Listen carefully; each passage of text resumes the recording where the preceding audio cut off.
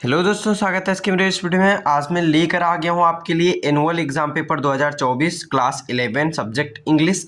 और ये कोड है DAVV कोड का। बहुत ही इंपॉर्टेंट एग्जाम पेपर है ये। इसी तरीके से आपके भी स्कूल में कुछ इसी तरीके से, अगर आपका अभी तक इंग्लिश का एग्जाम पेपर नहीं हुआ है तो इसी तरीके से आपका भी एग्जाम पेपर आने वाला है।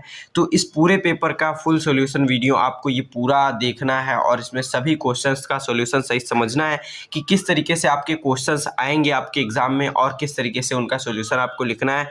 तो बहुत ही इंपॉर्टेंट आपके लिए ये वीडियो है। तो चलिए शुरू करते हैं। सबसे पहले यहाँ पर आपको सेक्शन ए में रीडिंग दिया गया है। तो इसमें सबसे पहले आपको एक पैसेज दे दिया गया, फिर उसमें आपको 15 नंबर के टोटल आपको क्वेश्चन पूछे जाते हैं। इसमें आपको 15 नंबर मिलते हैं पूरे पैसेज को, अगर सही सही आप आंसर लिखते हैं। तो यहाँ पर सबसे पहले हम देखेंगे क्वेश्चन किस तरीके से पूछे गए हैं और किस तरीके से उसका आपको आंसर देना है। तो यहाँ पर आप देखेंगे ये पैसेज आप सबसे पहले केयरफुली पढ़ेंगे। यहाँ पर आपको लिखा गया है कि केयरफुली तरीके से आप पढ़ेंगे और बाद में फिर जो क्वेश्चंस दिए हैं उनके आपको सॉल्यूशन लिखना है। तो यहाँ पर सबसे पहला क्वेश्चन पूछा गया है, what is the view of the lazy man.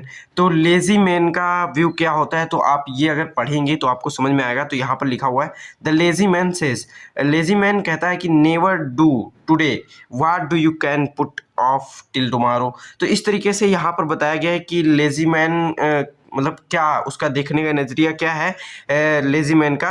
तो वो क्या करता है, अपने कामों को अगले दिन पर पुट करता है, यानी कि आज जो करने लायक कार्य है उसको अगले दिन पुट करता है। जैसे कि आप पूरा साल पुट करते आए हैं तो आज आपको ये पेपर देखना पड़ रहा है कि आपका एग्ज़ाम आ गया है, तो उसमें आपको अच्छा परफॉर्मेंस करने के लिए आपको पढ़ना पड़ेगा। इसलिए ये आप देखने आए हैं। तो ये मैं आपके लिए बहुत ही अच्छी चीज़ें से लेकर आया हूँ कि किस तरीके से आप अपना तैयारी अच्छा कर सकते हैं लास्ट समय में। तो यहाँ पर आपका सबसे पहला क्वेश्चन जो पूछा गया है उसके अनुसार यहाँ पर दिया गया है, the view of the lazy man, यानी कि लेजी मैन का व्यू जो है वो किस तरीके से, इज टू प्रोक्रेस्टिनेट, यानी कि आपका किस तरीके से उसका टाल मटोल वाला tasks by putting them off until tomorrow, implying a lack of urgency और motive to complete task promptly. यानी वो अपने कामों को क्या करता है, टाल मटोल करके, टैक्स उनको टाल मटोल करते हुए लेता है और पुट करता है उनको अगले दिन पर। और implying a lack of urgency, और उस जो कमी होती है उसके अंदर किस चीज़ की कमी होती है, अर्जेंसी यानी तत्कालता, तत्परता की कमी होती है, मोटिवेशन की कमी होती है। तो इस तरीके से ये आपका लेजी मैन का व्यू होता है। तो इस तरीके से आपका फिर अगला क्वेश्चन यही में पूछा गया है। आपका अगला क्वेश्चन ये है, यहाँ पर देखिए, how does a wise man enjoy true leisure. तो इंजॉय किस तरीके से करता है एक वाइज मैन, इंजॉय किस तरीके से करता है ट्रू लाइजर को। तो यहाँ पर लिखा गया है, a wise man enjoy true leisure by systematically. True leisure किस तरीके से एंजॉय करता है, सिस्टमेटिकली। और वो लेजी मैन किस तरीके से, आपका उसका कोई सिस्टम नहीं होता है, कोई भी उसका पैटर्न नहीं होता है काम करने का। वो अपने कामों को अगले दिन पुट करता जाता है और उसके कामों का बोझ बढ़ता जाता है।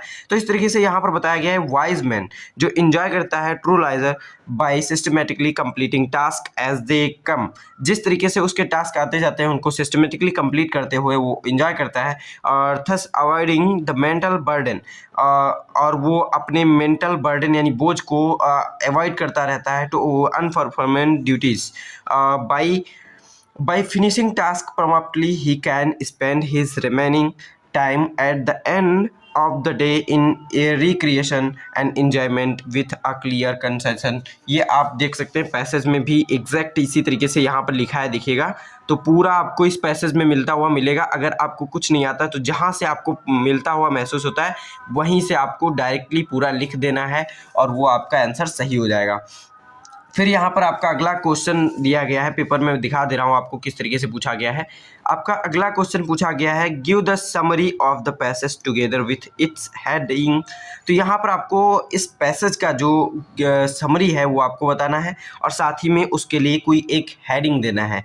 तो आपको यहाँ पर इसका समरी इस तरीके से मैंने लिखा है, ये आप देख सकते हैं। मैंने टाइप किया है आपके लिए, लिखने में टाइम ज़्यादा लगता है लेकिन और साथ ही साथ प्रॉब्लम ये होती है कि आप लोगों को क्लियर दिखता नहीं है, विजुअल नहीं हो पाता है, इसलिए मैं इसको टाइप करके लाया हूँ। तो समरी क्या है, the passage discusses the contrasting attitudes and toward work between the lazy man who believes in आपका प्रोस्टिकेटिनेशन तो इस तरीके से वो क्या करता है, अपने कामों को टाल मटोल करता है। इसका प्रोनाउंसिएशन मैं बोल लेता हूँ ना, लेकिन एकदम से नहीं बोल पाता हूँ, तो इसका ये मतलब नहीं कि मुझे इंग्लिश पढ़ना नहीं आता। इसको आप ध्यान दीजिएगा, कमेंट में ऐसा कुछ नहीं लिखेंगे आप लोग, ठीक है। तो फिर यहाँ पर है and the wise man who emphasises and completing task promptly, it highlight the benefit of avoiding procrastination and the mental burden it entails, as well as the enjoyment of true leisure that comes from completing task on time। तो इस तरीके से ये आपका इसका summary हो गया, और ये मैंने खुद से लिखा है, ये कहीं से मैंने कॉपी पेस्ट नहीं किया है। तो इस तरीके से आप देख सकते हैं कि किस तरीके से आपको अपने शब्दों में समरी लिख देना है। जो आपका पैसेज दिया गया है, उसका क्वेश्चन पूछा गया है, उसी तरीके से आपका जो पैसेज है उसके अनुसार आपको समरी लिखना है उस पैसेज का। फिर हेडिंग इसके लिए आप क्या लिख सकते हैं, the value of timely action, यानी टाइम पर एक्शन कार्य करने का क्या वैल्यू है वो आपको यहाँ पर इस पैसेज में बताया गया है। तो उसके लिए हेडिंग आपके लिए ये एकदम बेस्ट हेडिंग आपके लिए बन जाता है इस पैसेज के लिए। फिर आपका अगला क्वेश्चन यहाँ पर पूछा गया है, वो मैं दिखा दे रहा हूँ किस तरीके से पूछा गया है। तो आपका अगला क्वेश्चन यहाँ पर है इस तरीके से, देखिए। हाँ, तो अगला आपका क्वेश्चन है यहाँ पर, व्हाट इज ट्रू लाइजर। तो ट्रू लाइजर है क्या, आखिर ये आपको बताना है कि ट्रू लाइजर है क्या। तो ट्रू लाइजर आपका है, यहाँ पर आप देख सकते हैं, true leisure is the enjoyment of free time without the burden of unperformed duties. It is achieved by systematically completing tasks promptly, allowing one of relax and engaging the recreational activities without guilt or stress। तो इस तरीके से आपका ये define हो जाता है true लाइजर। और फिर आपका यहाँ पर अगला क्वेश्चन पूछा गया है, बहुत ही बढ़िया क्वेश्चन है। क्या है यहाँ पर, एक्सप्लेन द, सबसे पहले पोर्शन अंडरलाइन जो पोर्शन है उसको आपको एक्सप्लेन करना है। जैसे कि यहाँ पर अंडरलाइन पोर्शन है और यहाँ पर है, तो इसको आपको एक्सप्लेन करना है। तो किस तरीके से यहाँ पर किया गया है आप देख लीजिए, the man who systematically clear off the work that belongs to each day as it comes. तो यहाँ पर फिर आपका अगला जो अंडरलाइन है वो, this phrase emphasizing that importance of promptly completing tasks as they arise rather than procrastinating। इसका मतलब होता है टाल मटोल करना, ठीक है। यानी कि इसको टाल मटोल किए बिना अपने कार्यों को प्रॉम्प्टली करना ही आपका क्या हो जाता है, ये जो इसका well ahead with this work, इसका आपका मीनिंग हो जाता है। फिर यहाँ पर आपका अगला क्वेश्चन पूछा गया है, give the antonym of the performed का आपको इन एंटोनिम देना है, एंटोनिम यानी विलोम शब्द। तो परफॉर्म्ड का एंटोनिम आपका क्या हो जाएगा, ये मैंने लिखा है इस तरीके से आप देख लीजिए। परफॉर्म्ड मतलब होता है किया गया, और निगलेक्ट मतलब होता है नकारा गया, नहीं किया गया। तो इस तरीके से परफॉर्म्ड का निगलेक्ट आपका एंटोनिम हो जाएगा। फिर सिनोनिम ऑफ लोड पूछा गया था, तो लोड का आपका बर्डन होता है। तो इस तरीके से आपका ये हो जाता है पूरा क्वेश्चन, और 15 नंबर आपको अच्छे से मिल जाते हैं। फिर यहाँ पर आपका अगला क्वेश्चन है section B. Section B writing है, इसमें क्या करना है, सबसे पहला क्वेश्चन आपको पूछा गया 10 नंबर का, यू आर शुभम या Shubhi, right a report on annual day function in your school. तो आपको एनुअल डे फंक्शन पर आपको एक रिपोर्ट लिखनी है, और इसमें आपको बता दिया गया है आप शुभम हैं या शुभी हैं। अगर कोई मेल बॉय है तो आपको शुभम लिखना है, अगर फीमेल यानी कि गर्ल है तो वो क्या लिखेंगी, शुभी। आपको अपनी रिपोर्ट में उसमें नाम देना होता है सबसे ऊपर, तो वहाँ पर आप अपना नाम इस तरीके से देंगे, और आप अपना खुद का नाम नहीं लिखेंगे वहाँ पर। फिर यहाँ पर आपको रिपोर्ट लिखना है एनुअल डे फंक्शन पर, तो इस तरीके से आपको लिख देना है। मैं दिखा दे रहा हूँ यहाँ पर, देखिए ये शायद क्वेश्चन मिसिंग है, तो इसका आंसर आप खुद से खोजेंगे, नहीं तो मैं नेक्स्ट वीडियो में आपको दिखा दूंगा। मैं आपको नेक्स्ट क्वेश्चन का आंसर आपको अच्छे से दिखा देता हूँ। ये भी 10 नंबर का क्वेश्चन है, और हर एक क्वेश्चन आपको करना है, इसमें इंपॉर्टेंट है, कोई भी क्वेश्चन आपको छोड़ना नहीं है, हर एक क्वेश्चन इंपॉर्टेंट है आपके एग्जाम के लिए। तो यहाँ पर इस तरीके से आपका अगला क्वेश्चन पूछा गया है, क्या पूछा गया है, राइट एन ऐसे on one of the following topics. तो आपको ऐसे लिखना है, ये सभी 3 टॉपिक दे दिए गए हैं, 10 नंबर का क्वेश्चन है, तो बहुत ही इंपॉर्टेंट है। तो सबसे पहला क्वेश्चन है, the value of health in life. आपका वैल्यू क्या है हेल्थ इन लाइफ, यानी लाइफ में आपके हेल्थ का वैल्यू क्या है, इस पर आपको ऐसे लिखना है। तो सबसे पहला ही मैंने ऐसे लिख दिया है आपके लिए। तो इस तरीके से आप देख सकते हैं, health is incredible important in life. It's like having a treasure, because when we are healthy we can do so many things and enjoy life to the fullest. Good health means our body is strong and working well, फिर allowing us to do all the thing we love, like playing, studying, or spending time with family and friends. Being healthy also makes us feel happy and energetic, or with which is initial for our mental well-being. Moreover, when everyone is healthy, our society because stronger and happier too. That's why it's crucial to take care of our health by eating well, exercising regularly, and visiting the doctor when needed. Always remember, health is the real wealth in life. ये line आपके लिए बहुत important है। अगर आपका health पर कोई भी ऐसे लिखने को आता है तो health is the real wealth in life, ये आप लिखेंगे, जिससे कि आपका बहुत ही प्रभाव पड़ता है इस लाइन का। इसमें कहने का मतलब है कि हेल्थ जो है सबसे बड़ा धन है आपके लाइफ का। तो असली धन है आपके क्या, हेल्थ आपकी असली धन है आपके जीवन की। तो इस तरीके से ये हो जाता है आपका value of the health in life, और इस तरीके से आपका पूरा आंसर इस तरीके से हो जाता है। तो बहुत ही इंपॉर्टेंट क्वेश्चन है और इसको आप अच्छे से देख सकते हैं और समझ सकते हैं, लिख सकते हैं। तो ये आपका 120 वर्ड्स में है। आपको लगभग जो आपका ऐसे लिखना होता है 100 to 150 वर्ड्स में लिखना होता है, तो मैंने ये आपके लिए 120 वर्ड्स में लिखा है। तो इस तरीके से आपका ये हो जाता है। फिर आपका नेक्स्ट क्वेश्चन यहाँ पर पूछा गया, बहुत ही इंपॉर्टेंट क्वेश्चन है, जो कि यहाँ पर नेक्स्ट क्वेश्चन है, write an application to the administrator of Nagar Nigam of your city to improve the sanitary condition in the part of you live in Varanasi. तो इस तरीके से आपको लिखना है एक सैनिटरी कंडीशन पे, आपको इम्प्रूव करने के लिए, सैनिटरी कंडीशन को इम्प्रूव करने के लिए नगर निगम के एडमिनिस्ट्रेटर को आपको एक पत्र लिखना है, जो कि आपको बता दिया गया है आप बनारस में रहते हैं। तो इस तरीके से आपको लिखना है। तो इसका मैं दिखा दे रहा हूँ पूरा सॉल्यूशन, किस तरीके से आपको ये पत्र लिखना है एक एडमिनिस्ट्रेटर को नगर निगम वाराणसी के। तो यहाँ पर आपका दे दिया गया। सबसे पहले आप जानते होंगे, अगर किसी को भी पत्र लिखना है तो सबसे पहले आपको एप्लीकेशन लेटर में आपको लिखना होता है अपना एड्रेस लिखने के बाद फिर आपको किसको लिखना है उसका, यहाँ पर देखिए डेट इधर लिख दीजिए, चाहे यहाँ पर डेट लिखिए आप।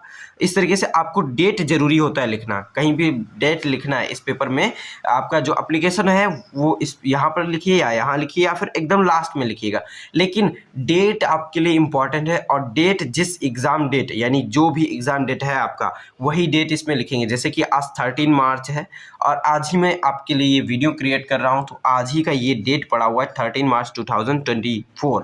तो इस तरीके से आपको अपना डेट, एग्ज़ाम का डेट डालना है, फिर यहाँ पर द एडमिनिस्ट्रेटर लिख देना है, फिर द नगर निगम वाराणसी उत्तर प्रदेश, फिर subject request for improvement of sanitary condition in our area.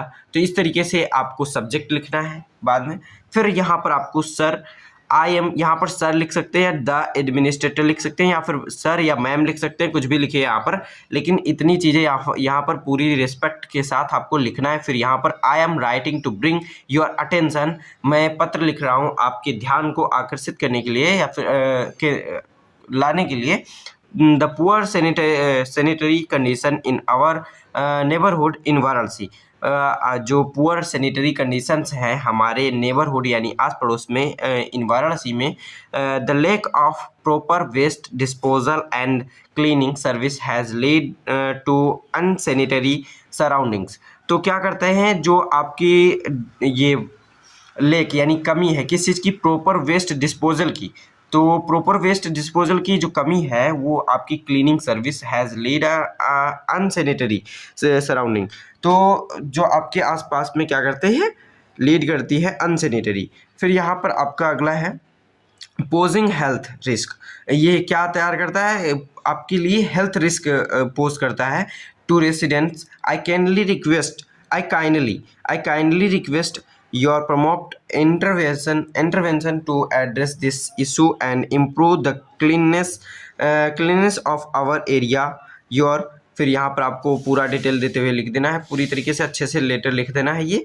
तो इसमें क्या करना है, फिर यहाँ पर आगे आपको लिखना है efforts in enhancing sanitation will greatly benefits the well-being of the community. Thank you for your attention to this matter. Sincerely your name, आपको जो भी आपका नाम है वो आप लिख देंगे। और ये बोर्ड्स एग्जाम में नहीं लिखा जाता है, ये आपके स्कूल एग्जाम है उनमें आप यहाँ पर नाम लिख सकते हैं, लेकिन बोर्ड एग्जाम में नहीं लिखना होता है।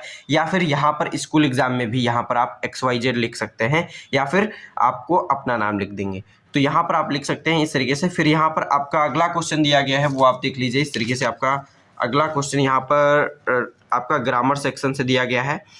Change the given sentence into indirect speech. आपको डायरेक्ट स्पीच में दे दिया गया है एक सेंटेंस, और उसको आपको चेंज करना है इनडायरेक्ट स्पीच में।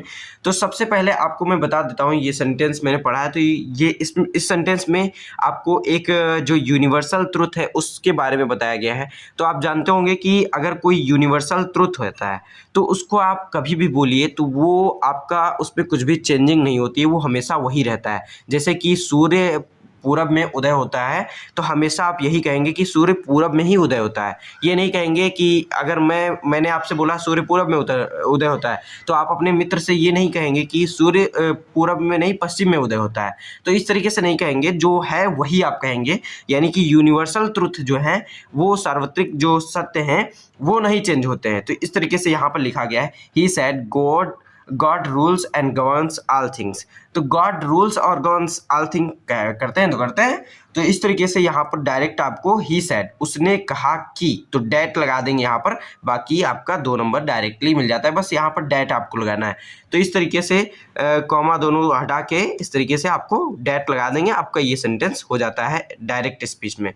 फिर इनडायरेक्ट स्पीच में हो जाता है, ये डायरेक्ट में है, इनडायरेक्ट में हो जाता है। फिर आपका अगला क्वेश्चन है, combine the given sentences as direct within the brackets. तो आपको जिस तरीके से ब्रैकेट्स में दिया गया है यहाँ पर, उस तरीके से आपको ये सेंटेंस को कंबाइन करना है। तो आपको यहाँ कहा गया है, she is very poor, she can not carry on her studies. तो यहाँ पर आपको क्या करना है कि इसको सिंपल फॉर्म में लिखना है। तो सिंपल में कैसे लिखेंगे, तो यहाँ पर आप इस तरीके से लिख सकते हैं, she is so poor that she can not carry on her studies. तो वो अपने स्टडीज़ के साथ नहीं चल सकती, क्योंकि वो बहुत वो पुअर यानी गरीब है, बहुत गरीब है। तो इस तरीके से आप यहाँ पर कर देंगे। फिर यहाँ पर आपका सिंपल सेंटेंस में हो जाता है। फिर transform the following sentence as direct within the brackets. तो जिस तरीके से आपको ब्रैकेट्स में कहा गया है, उस तरीके से आपको यहाँ पर क्या करना है, तो कर देना है। तो यहाँ पर क्या हो जाएगा, सबसे पहला आपको यहाँ कहा गया है, this house is too costly to be purchased. Remove too को हटाना है आपको। यहाँ पर अगर आपको कुछ नहीं पता है और टू को हटाने के लिए क्वेश्चन आ गया है, तो वहाँ पर आप सीधे वेरी लगा दीजिए और आपका सही हो जाएगा। तो यहाँ पर आप क्या कर सकते हैं, this house is costly enough to be purchased. तो इस तरीके से मैंने बना के यहाँ पर लिखा है, तो इस तरीके से आप लिख सकते हैं, ये आपका राइट हो जाएगा। फिर यहाँ पर आपका अगला क्वेश्चन है, he is too eager to praise. तो आपका ये टू इसमें भी रिमूव करना है। तो यहाँ पर आप सीधे लिख देंगे, he is eager to praise. तो फोर प्रेज है यहाँ पर। तो इस तरीके से आपका ये हो जाता है। फिर यहाँ पर आप देखिए फाइनल क्वेश्चन जो इसमें ग्रामर सेक्शन का है, लास्ट क्वेश्चन, ये कहा गया है, sun rises in the east, मतलब सन राइजेस इन ईस्ट ये कहा गया है। तो इसको आपको करेक्ट करना है। तो जो भी गलती है उसको आप सही करेंगे सबसे पहले इसमें। तो आपको ये पढ़ेंगे तो आपको डायरेक्टली तो नहीं दिख रहा है क्या गलत है, वैसे तो आप अगर जानते होंगे, ग्रामर पढ़े हैं, तो यहाँ पर आप जानते होंगे कि कोई भी यूनिक थिंग्स हैं जो, उनके आगे आपको दा का यूज़ करना होता है, और आपकी जो दिशा डायरेक्शन होती है उसके आगे भी आपका द का यूज़ होता है, और कोई भी यूनिक थिंग या फिर आपके जो प्लैनेट्स के नेम हैं उनके आगे आपका द का यूज़ होता है। तो यहाँ पर the sun rises in the east, इस तरीके से ये आपका सही हो जाएगा। तो ये आपका इस तरीके से यहाँ पर आप देख सकते हैं सही हो जाता है। फिर आपका अगला क्वेश्चन यहाँ पर दिया गया है, वो आप देख सकते हैं, यहाँ पर लिटरेचर से आपका अगला क्वेश्चन दिया गया है। तो ये लिटरेचर का क्वेश्चन आपका आ गया है। तो इस तरीके से आप इसको देख लीजिए। तो यहाँ पर लिटरेचर के क्वेश्चन हैं, आप इनको अच्छे से पढ़ लीजिए और इसी तरीके से कुछ आपके भी स्कूल में जो एग्ज़ाम होने वाला है उसमें आने वाले हैं। तो सबसे पहला 10 नंबर का क्वेश्चन दे दिया गया है, फिर यहाँ पर आपके 5-5 नंबर के 2 क्वेश्चन 3 दिए गए हैं, उनमें से किन्हीं 2 को करना है। फिर इसी तरीके से आपके ये एक पैसेज आपका पोएम का दे दिया गया है पैराग्राफ, और उसमें से आपको यहाँ पर 2 क्वेश्चन पूछे गए हैं 10 नंबर के, ये भी क्वेश्चन है। तो यहाँ पर आप इस तरीके से देख सकते हैं। फिर आपका यहाँ पर give the central idea of the any of the following poems. तो यहाँ पर आपके जो पोएम्स दिए गए हैं उनके आपका किसी एक का आपको सेंट्रल आइडिया देना है। तो यहाँ पर आप इस तरीके से लिख सकते हैं, सेंट्रल आइडिया मैंने लिखा है किसका, the voice of the rain, और ये डायरेक्टली आपके एनसीईआरटी की बुक से मैंने लिया है, ये मैं आपको बता दे रहा हूँ। और इसमें आपको 40+ वर्ड्स करने होते हैं, इसलिए इसमें आप कुछ पढ़ा भी सकते हैं और अपने हिसाब से इसमें लिख सकते हैं। सेंट्रल आइडिया यानी कि उसका जो केंद्रीय भाव है वो आपको लिखना होता है, वो अपने शब्दों में आपको लिखना होता है, अच्छे से लिखिएगा। और यहाँ पर इसमें आपको एकदम एग्जैक्ट ये नहीं होना चाहिए कि रटे हुए हैं, तो अगर रटे हैं तो ठीक है, उसमें भी कोई प्रॉब्लम नहीं है, लेकिन आपको बिना रटे जितना काम हो सकता है उतना आप क्या करिए, समझ के जितने काम होते हैं। तो इस तरीके से आपका यहाँ पर दिया गया है, in the poem rain the music are compared with each other, both of them rise from her source, help the world, they come back to their sources to make them beautiful and pure. तो इस तरीके से आपका ये पूरा question paper हो जाता है, और इसके जो क्वेश्चन आंसर हैं उनका आप खुद से सॉल्यूशन करेंगे, वो मैं आपको इस वीडियो में नहीं करा रहा हूँ। मिलते हैं अपने अगले वीडियो में, तब तक के लिए धन्यवाद।